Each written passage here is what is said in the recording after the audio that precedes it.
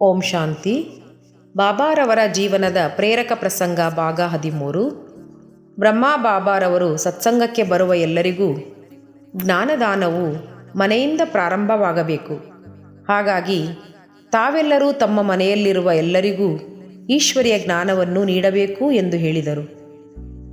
ಬಾಬಾರವರ ಪರಿವಾರದಲ್ಲಿಯೂ ಅವರ ಪತ್ನಿ ಯಶೋಧ ಮತ್ತು ಸೊಸೆ ಬೃಜೇಂದ್ರರವರು ಜ್ಞಾನ ಮಾರ್ಗದಲ್ಲಿ ನಡೆಯುತ್ತಿದ್ದರು.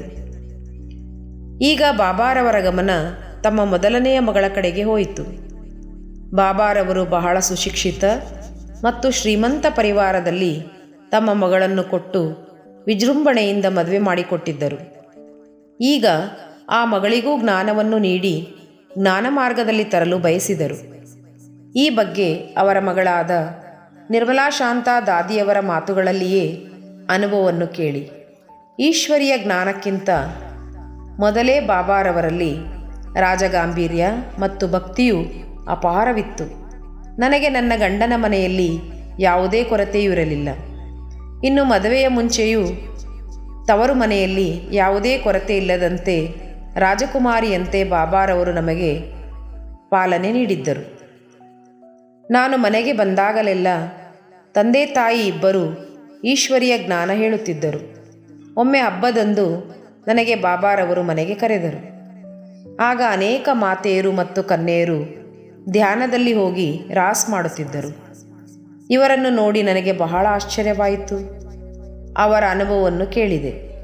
ನಾನು ನಾಳೆ ಹೇಳುತ್ತೇನೆ ಎಂದು ಹೇಳಿದರು. ಆಗ ನಾನು, ಬಾಬಾ ನನಗೆ ನಾಳೆ ಕಾರು ಕಳುಹಿಸಿರಿ, ನಾನು ನಾಳೆ ಮತ್ತೆ ಬರುತ್ತೇನೆ ಎಂದು ಹೇಳಿದಾಗ ಬಾಬಾರವರು, ಒಳ್ಳೆಯದು ಮಗು, ನಾಳೆ ನೋಡೋಣ ಎಂದು ಹೇಳಿದರು. ಈ ಮಾತನ್ನು ಕೇಳಿದಾಗ ನನಗೆ ಬಾಬಾರವರ ಮೇಲೆ ಬಹಳ ಸಿಟ್ಟು ಬಂದಿತು. ನನಗೆ ಅಪಮಾನದ ಅನುಭವ ಆಯಿತು. ಎಂದಿಗೂ ನನ್ನೊಂದಿಗೆ ಈ ರೀತಿ ಬಾಬಾರವರು ಮಾತನಾಡಿರಲಿಲ್ಲ. ಆಗ ನಾನು ಸಿಟ್ಟಾಗಿ, ನನಗೆ ಕಾರು ಕಳುಹಿಸಬೇಡಿ, ನಾನು ನಾಳೆ ಬರುವುದಿಲ್ಲ ಎಂದು ಹೇಳಿದೆ.